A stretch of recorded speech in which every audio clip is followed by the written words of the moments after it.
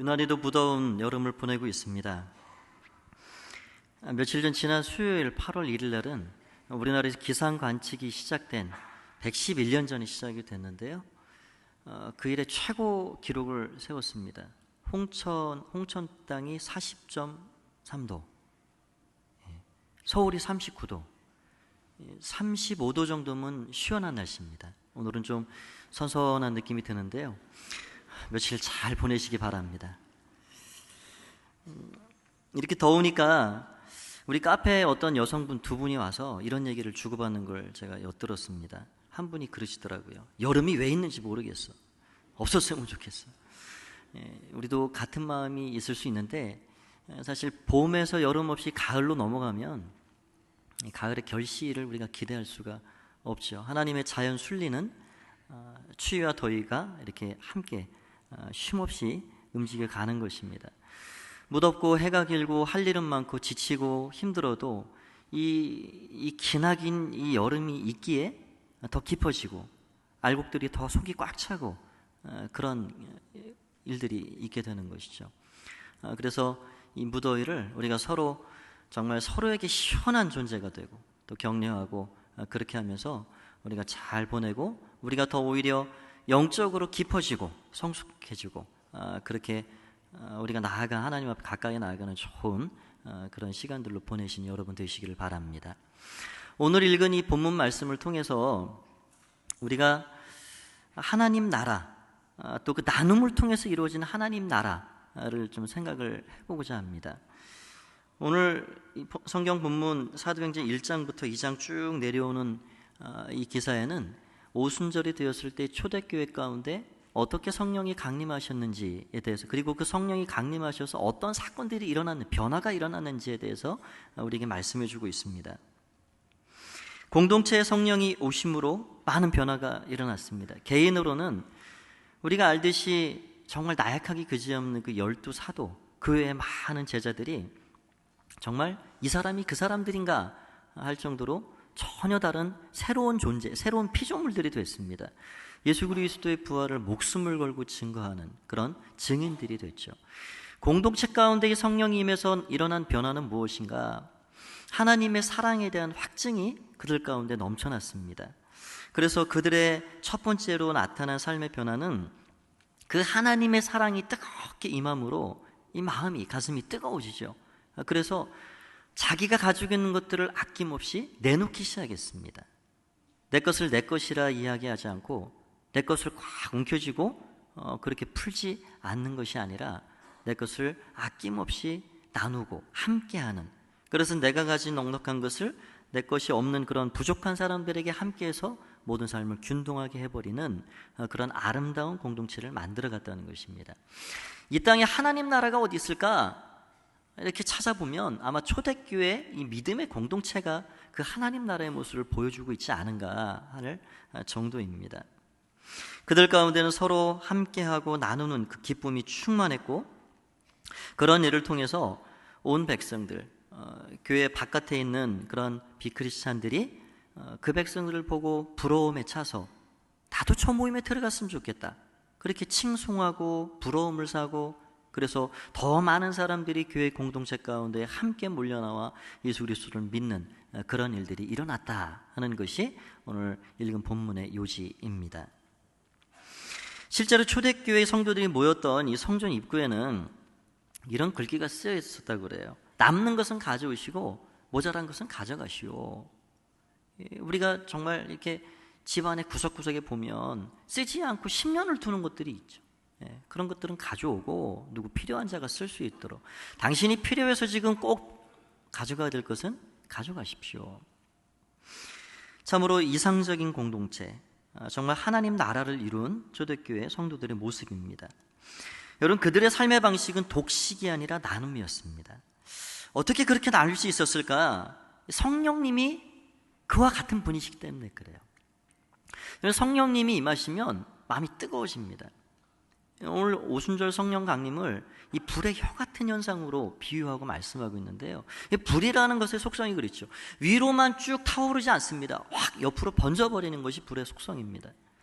이 성령의 강림을 통해 첫 번째로 드러난 현상, 서로 내 것을 아까워하지 않았다는 거예요. 그들의 삶의 형편이 그리 넉넉하지는 않았을 것입니다. 그럼에도 불구하고 자신의 것을 기쁨으로 나눌 수 있는 그런 삶의 모습으로 변화됐다는 것이죠. 저도 청소년기에 예수님을 인격적으로 만남의 시간을 갖고 가장 마음에 큰 변화가 있었다 그러면 눈을 씻고 이렇게 봐도 미운 사람이 안 보이는 거예요. 다 사랑스러워 보입니다. 다 귀해 보입니다. 그리고 내가 내 것을 이렇게 나누는 거에 대한 어떤 아까운 마음이 들지 않습니다. 내 시간도 주고 싶고, 왜냐하면 사랑하기 때문에, 사랑스럽기 때문에, 하나님이 그 대상을 사랑하기 때문에 그 하나님의 사랑을 통해서 그를 보기 때문에 내 모든 것을 가지고 있는 것들을 아낌없이 주고자 하는 게 그게 마음이었습니다. 그래서 오순절 성령 강림은 다른 말로 얘기하면 오순절 사랑 강림입니다. 여러분, 성령님의 속성이 그런 거예요. 그 뜨거운 불을 이렇게 받은 그 제자들이 자기의 것들을 아낌없이 나누고 베풀고 그렇게 했던 모습을 우리는 보게 되는 것이죠. 여러분, 우리에게 누군가 사랑하는 사람이 생겼다 그러면 그 사람으로부터 내가 뭘 좀 얻을 수 있을까? 그런 걸 기대하지 않습니다. 그건 진정한 사랑이 아직 사랑하지 않는 겁니다. 그럼 부부관계나 사랑하는 사람, 친구관계를 우리가 점검할 수 있는 길은 거기에 또 있습니다. 내가 뭘 좀 기대하고 뭘 좀 얻을 수 있을까? 여러분, 그거 사랑 아닙니다. 정말 사랑한다 그러면 마음에서 내 걸 주고 싶은 게 사랑입니다. 주고도 아깝지 않고 또 주고 또 퍼주고 싶은 것, 그것이 사랑이죠. 여러분, 초대교회 성도들의 이런 아름다운 삶의 모습, 그런 사랑을 나누고 함께했던 그런 정말 귀한 모습, 그것이 어떻게 해서 이루어졌는지, 그리고 그것을 하나님께서 어떻게 평가하셨고 또 우리에게 오늘날 들려주신 하나님의 말씀은 무엇인지 오늘 그것을 좀 생각을 해보고자 하는 것입니다. 우리가 살아가는 이 세상은 이 재물, 물질 앞에 모두가 무릎을 꿇고 살아가는 세상과 같습니다. 경제적인 힘을 가진 사람들이 추앙을 받습니다. 손가락질 당하고 욕을 먹고 불법을 자행해서라도 돈을 더 모으기를 원합니다. 돈의 목소리가 가장 큽니다. 돈이 한번 큰 소리를 내면 공의와 진리의 소리는 찍소리를 하지 못합니다. 소리를 내지 못하고 그냥 움츠러들고 맙니다. 돈이 가장 큰 목소리를 내고 살아가는 세상입니다. 인간의 탐욕이 날이 갈수록 이 충족의 수준을 넘어서 이 중독의 수준에까지 이르고 있습니다. 예나 지금이나 이렇게 물질이 우상이 되고 황금 만능주의가 되어서 살아가는 인생들을 향하여서 우리 예수님께서 말씀해 주셨죠. 누가복음 12장 말씀에 이렇게 예수님 비유로 말씀했습니다. 어리석은 부자 이야기인데요, 하나님께서 그 부자에게 풍년을 주셨습니다. 선물해 주신 것이죠. 아주 부족함 없는 것들을 다 많이 베풀어 주셨습니다. 그렇다 그러면 이 부자가 왜 예느 때와 다르게 올해 이렇게 풍년이 됐지? 왜 이렇게 많은 것을 하나님 주셨지? 여러분, 가슴에 손을 얹고 생각을 해봤어야 되죠.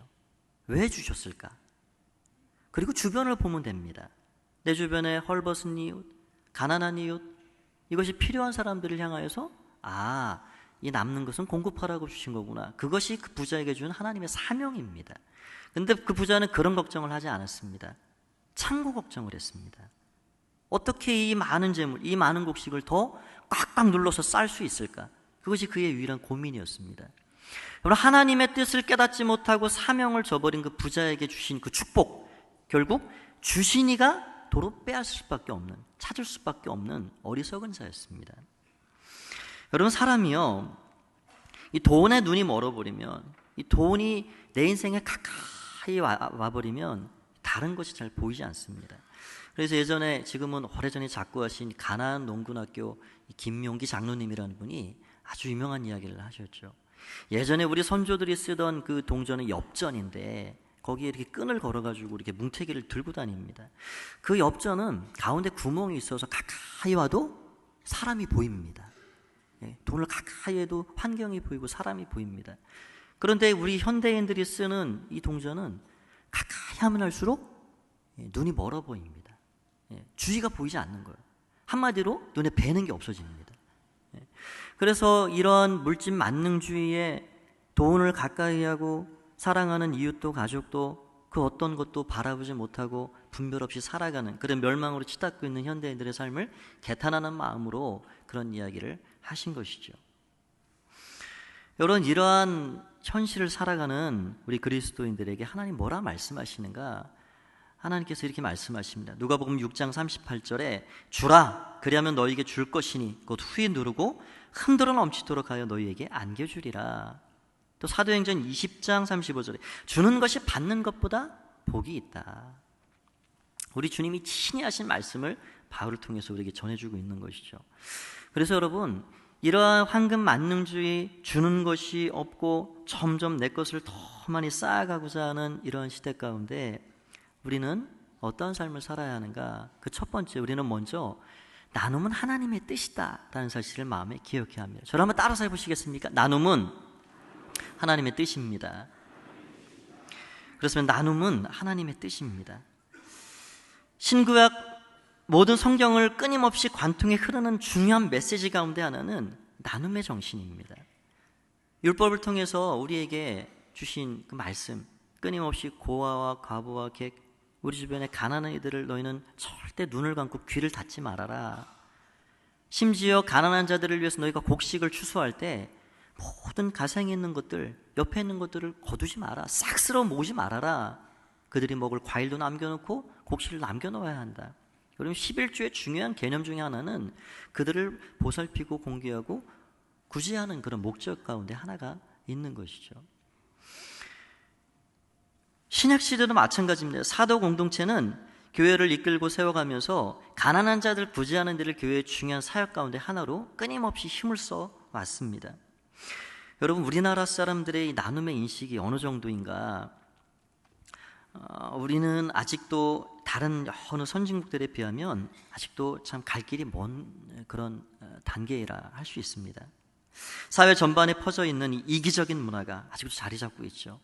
우리가 다 매스컴통에 알고 봤지만 장애인들을 위해서 특수학교 하나를 지으려 해도, 청년들을 위해서 아파트 하나를 지으려 해도 번번이 반대에 부딪힙니다. 하지 못하는 거죠. 성경을 보급하는 완발이라는 단체가 이런 통계를 하나 냈는데요. 우리나라 국민 13세 이상의 국민 중에 1년에 단 한 번 기부를 하거나 어떤 봉사활동에 참여해서 나눔활동에 참여한 인구가 얼마나 되는가? 겨우 36.4%입니다. 그런데 반면 미국의 경우는 어떤가? 자원봉사, 기부 등 이 나눔활동에 참여한 인구가 89%입니다. 그런데 그 많은 이 기부 금액 중에 73%나 되는 그 기부금이 개인이 하는 겁니다. 우리는 회사가 하고 기관이 하고 단체가 하고 그런 걸 많이 하죠. 개인 후원자가 그리 많지 않습니다. 꼭 이 나눔이라는 것을 물질로만 국한할 수는 없습니다. 우리가 가진 모든 것들을 나눌 수가 있죠. 여러분, 이러한 우리나라에 정말 이 나눔의 인식이 아직까지 부족한 것을 어떤 목사님이 이렇게 꼬집어 이야기를 했습니다.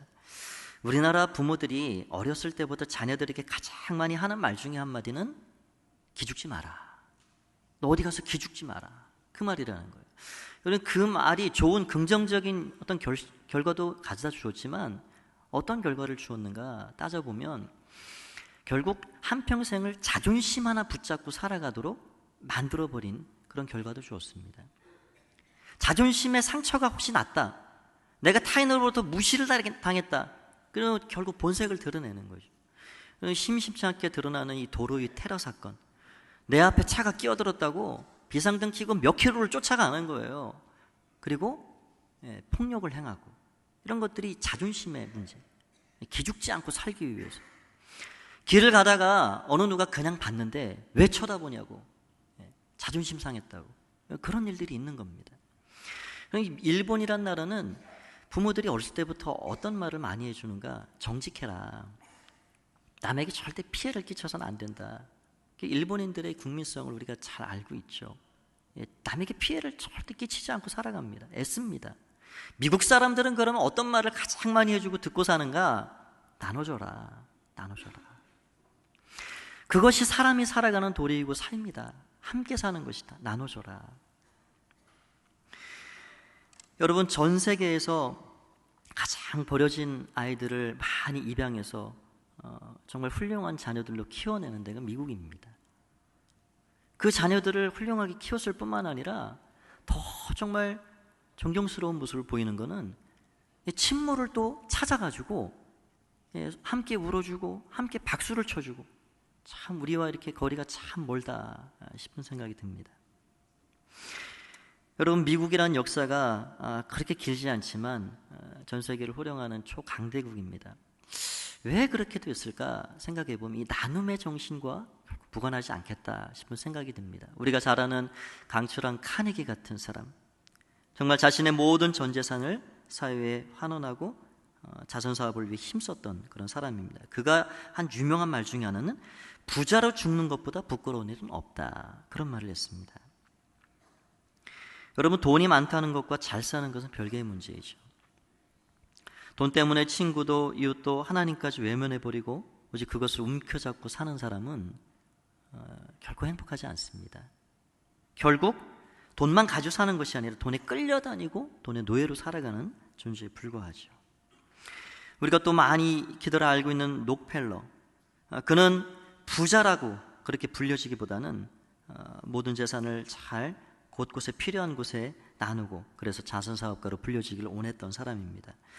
전 세계에서 1위 부자였던 마이크로소프트 빌 게이츠, 그가 젊은 나이에 은퇴해서 지금도 세계 1위의 부자라 그렇게 불려지는 걸 원치 않는 거죠.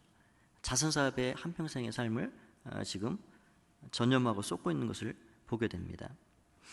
여러분, 하나님은 나눔의 원리를 우리 그리스도인들이 먼저 가지고 그 나눔이라는 것은 하나님의 뜻이라는 것을 명확히 새기고 살아가길 원하십니다.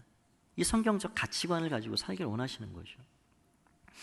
여러분, 그래서 우리는 그 성경적인 가치관을 통해서 끊임없이 우리에게 부어주시는 그 은혜를 흘려보내야 합니다. 저를 다시 한번 따라서 하시면 감사하겠습니다. 우리는 끊임없이 흘려보내야 합니다. 하나님 나라의 놀라운 법칙, 이 원리 중에 하나는 우리가 흘려보낼 때 그 자리가 또 빈 것이 아니라 더 좋은 것들로 채워진다는 사실입니다. 그래서 나눔은 잃어버리는 것도 빼앗기는 것도 사라지는 것도 아닙니다. 나눔은 오히려 우리를 살려내고 더 풍성하게 우리의 삶을 만들어주는 그런 생명의 원리입니다. 그것이 나눔의 신비이죠. 인도의 한 농부가 땅을 개간해가지고 벼 농사를 졌습니다. 그런데 굉장히 잘 된 거예요. 풍년이 들었는데요, 그 원인이 어디 있나 보니까 이 물이죠. 물에 좋은 양분이 이 벼를 아주 풍성하게 이렇게 곡식을 열게 만들었습니다. 그런데 이 농부가 배가 아픈 일이 보여지는 겁니다. 자기 논에서 이렇게 떠내려간 그 물이 아랫집 논도 되고 그 아랫집 논도 되는 거예요. 내 논만 기름지게 하는 게 아니라 다른 논도 기름지게 하네? 그래서 이거 안 되겠다. 다음에 그 논의 물이 흘러내려가지 않도록 꽉 막아버렸습니다. 결과는 뻔하죠. 그 물이 고인 물이 벼를 썩게 해서 단 한 톨도 건지지 못하게 만들었습니다. 어느 동네에 맛좋기 아주 이름 있는 그런 이 우물이 있었습니다. 이렇게 시냇물처럼 이렇게 고여 나오는 우물이 있었는데 동네 사람들이 다 그 물을 떠다가 먹고 밥도 짓고 그렇게 살았습니다. 그런데 땅 주인이 온 동네 사람들이 다 자기 땅 밟고 들어와가지고 그 물을 퍼가는 것이 너무 기분이 좋지 않아서 울타리를 치기 시작했습니다. 그랬더니 6개월째 되는데 냄새가 나고 6개월이 더 지나니까 그 물이 썩어 마시지 못할 물이 되어버렸습니다. 여러분, 어떤 것이든지 흐르지 않고 갇혀 있으면 샘솟는 것이 없습니다. 우리 어르신들 중에는 시골에서 사신 분들은 다 아시겠지만 마을마다 집집마다 이 두엄더미가 있습니다. 거름더미라 그러죠. 음식 먹고 남은 거, 또 개들이 싼 이런 오물들 다 이제 이렇게 거름더미에 전부 쌓아 모아놓는데 그게 이렇게 비가 오고 날이 춥고 하면은 온 동네에 냄새를 퍼칩니다. 근데 여러분, 그 거름이 거기 쌓여 있는 게 아니라 논으로 밭으로 곳곳으로 퍼져가면요, 그거는 굉장한 가치를 가지고 있는 겁니다. 엄청난 영향을 모든 식물과 나무에 공급을 해주고 정말 쓰임새 있는 그런 물건이 되는 것이죠. 우리의 인생이 그렇습니다. 하나님께서는 끊임없이 우리의 삶에 공급하시고 채우시는데 마치 거름더미 쌓듯이 계속 쌓아 올려간다면 여러분, 그건 가치가 상실되는 일이죠. 냄새밖에 나지 않습니다. 부패합니다. 끊임없이 우리는 필요한 곳에 그것들을 흘려 내려보내야 하는 것이죠. 그래서 하나님은 우리를 축복의 통로라. 그 밸브를 막지 말고 계속해서 잘 흘러가도록 너희를 잘 깨끗이 관리하고 하나님 앞에 통로로 살아가야 한다. 그것이 하나님의 뜻이다 말씀합니다. 여러분, 그렇다 그러면 이 축복의 통로로 우리를 불러주셔서 하나님의 좋은 것들을 많은 사람들에게 나누고 세상에 나누도록 우리를 그렇게 불러주셨는데, 그 흐르는 통로를 막지 않는, 정지시키지 않는 그런 유일한 방법이 무엇이냐? 그것은 감사입니다. 저를 한번 마지막으로 따라서 해보시겠습니까? 감사해야 합니다. 감사라는 이 마음이 밸브를 잠그지 못하게 하는 것입니다. 여러분, 감사라는 것은 내가 지금 숨쉬는 이 공기 하나조차도, 지금 생수가 얼마나 우리에게 소중한지요, 내가 들이키는 이 물 한 모금조차도 다 이게 어디서 왔는가? 여러분, 다 아침 드시고 오셨을 텐데 내가 먹는 이 밥 한 숟갈까지라도 이게 과연 출처가 어디인가? 기원이 어디서 시작이 됐는가? 여러분, 감사가 그것을 깨닫게 하고 그것을 잊지 않게 만드는 것입니다. 여러분, 감사를 잃어보십시오. 줄 수 없습니다. 아깝습니다. 내 형편도 코가 석자인데 무엇을 나누란 말입니까? 여러분, 하나님께서 내게 주신 모든 것 내가 받아쓰고 누리고 살아갑니다. 내 형편이 지금 어렵고 힘들더라도 하나님, 내가 하나님 앞에 감사한 마음으로 이 통로를 흘리겠습니다. 그런 감사를 가진 사람만이 축복의 통로 역할을 할 수가 있는 것이죠. 여러분, 우리 모두는 이 감사의 마음을 가지고 하나님 앞에 살아가야 하겠습니다.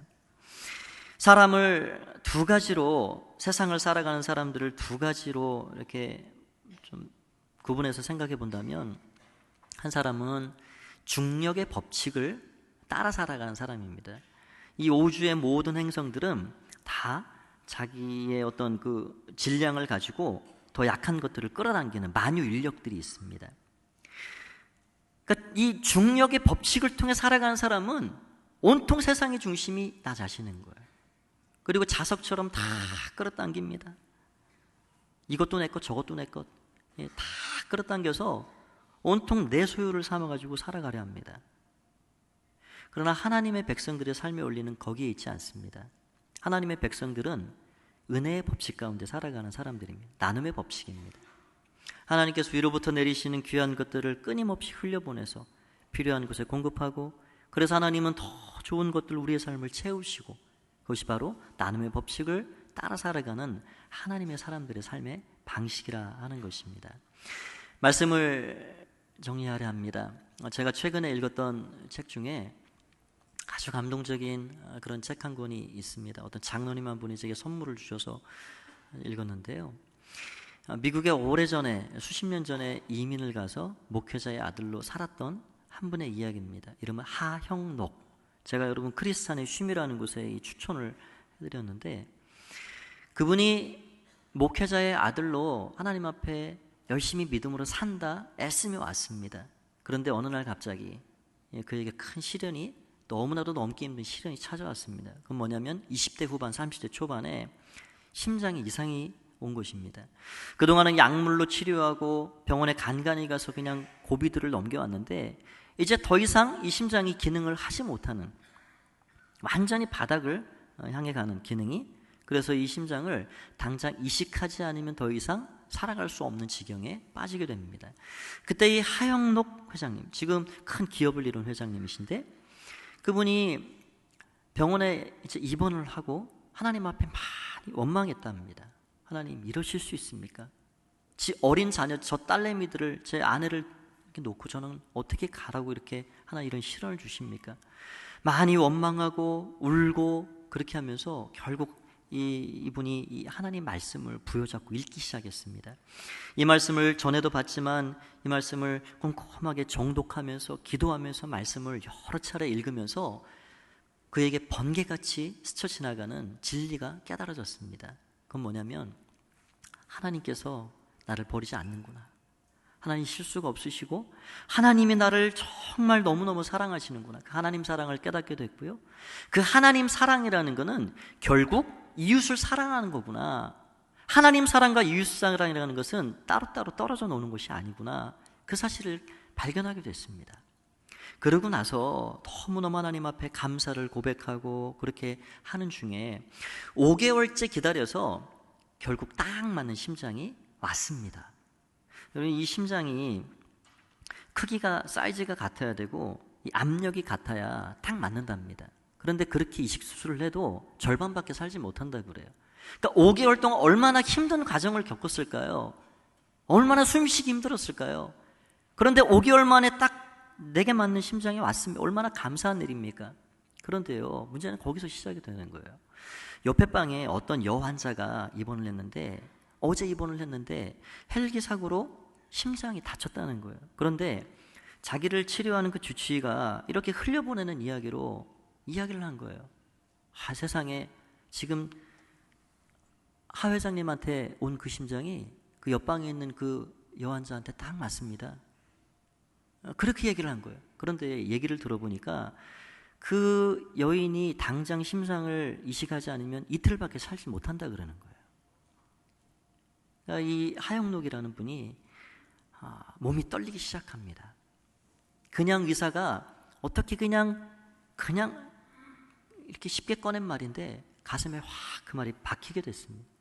그래서 바깥으로 나가려고 하는 그 의사 선생님을 불렀습니다. 선생님, 그 심장 그 여인에게 주십시오. 그 심장을 양보를 해버렸어요. 그런데 그때 어떤 단계에 이러냐면 짧게는 일주일, 길면 한 달밖에 못 산다는 진단이 나온 상태였습니다. 그럼에도 불구하고 5개월을 기다렸던 그 심장, 꼭 맞는 그 심장을 그 여인에게 준 것이죠. 여러분, 이 일이 하나님 앞에 얼마나 마음에 흡족함을 드렸는지, 내가 이 세 아들 다윗을 만나니 내 마음이 정말 합하다, 정말 그런 마음 같았을 것 같아요. 하나님이 얼마나 기쁘고 하나님 얼마나 감동하셨는지, 그 이후로 이 하영록 회장님을, 지금 목사님인데 이 목사님을 축복하시는데요, 정말 기적 같은 일들이 일어납니다. 회사 차구에서 시작한 그 건축회사가, 설계회사가 지금은 미국 젊은이들이 졸업을 하고 꼭 들어가고 싶은 100대 기업 중에 하나로 우뚝 성장했습니다. 그 기업의 가치는요, 돈 버는 데 있지 않습니다. 나누는 데 있습니다. 하나님 앞에 얼마나 만남의 축복을 더하시고 위기 가운데 건지시고 기적 같은 일로 그에게 페이버, 호의를 베풀어 주시고 은혜를 베풀어 주시는지, 정말 그의 삶을 통하여서 아주 진한 간증을 읽어볼 수가 있었습니다.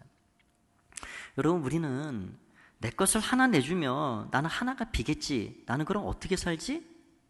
이런 생각을 가지고 때로는 살아갑니다. 그러나 하나님 나라의 원리는 그렇지 않습니다. 하나님께서 우리를 통하여서 많은 것들을 흘려내기를 원하시고, 하나님 그래서 세상을 풍성하게 하시고 많은 사람들의 고통을 새롭게 정말 기쁨으로 바꿔주기를 원하시는 하나님의 뜻 가운데 우리는 살아간다는 사실입니다. 교회 공동체를 올 여름을 지나면서 저는 정말 많은 분들의 수고와 나눔과 헌신의 삶을 지켜봤습니다. 마당에 보면 지금 어린이들이 물놀이를 잘하고 있는데요, 그 위에 쳐진 이 차각막, 엄청나게 이 큰 차각막이 그치는 한 달 전에 제가 우리 장로님하고 이렇게 나가서 치려고 했더니 어디에 계셔서 나오셨는지 한 20명 가까이 우리 안수 집사님들, 장로님들이 오셔가지고 다 뜨거운 여름에 땀을 뻘뻘 흘리면서 그 무거운 것을 다 해냈습니다. 우리 교회 가운데 아주 일면이죠. 정말 보이지 않는 곳에서 내가 가진 물질을 때로는 나누고, 내가 가진 재능을 나누고, 내가 가진 시간을 나누고, 내가 가진 능력을 나누고, 내가 가진 힘을 나누고. 여러분, 우리는 나눌 것이 너무너무 많습니다. 오드리 헵번이라는 배우가 그런 얘기를 했다고 그래요.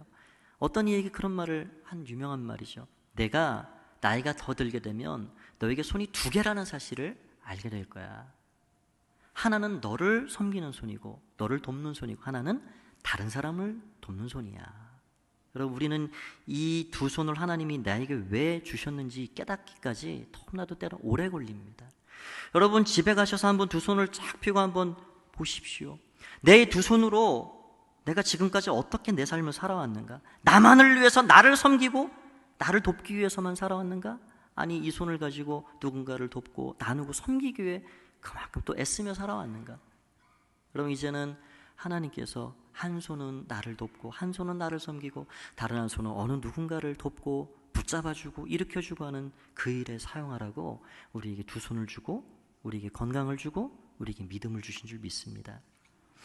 사랑하는 성도님들, 늘 하나님께서 기뻐하시는 하나님 나라, 여러분 가정에서 이루시고 교회에서 이루시고 또 직장에서 이루셔서 나눔을 통해 정말 하나님이 기뻐하시고 하나님 나라를 잘 이루어나가는 귀한 은혜와 은총이 여러분 모두의 삶에 넘쳐나시기를 주의 이름으로 간절히 축원드립니다. 기도하겠습니다. 살아계신 아버지 하나님, 은혜를 감사합니다. 하나님의 축복의 통로로 우리를 세워주셨습니다. 왜 나에게 건강을 주셨을까? 왜 나에게 재물을 주셨을까? 왜 나에게 이런 남이 갖지 못한 재능을 주셨을까? 하나님, 우리가 통로되기 원합니다. 쌓아놓아 부패하고 냄새나는 자들이 아니라 내 것을 풀어놓고 내려놓고 그렇게 많은 필요한 곳을 흘려보낼 수 있는 나눔의 사람들이 되게 하여 주시옵소서. 영광을 주께 올려드리올 때 예수님의 이름으로 기도하옵나이다. 아멘.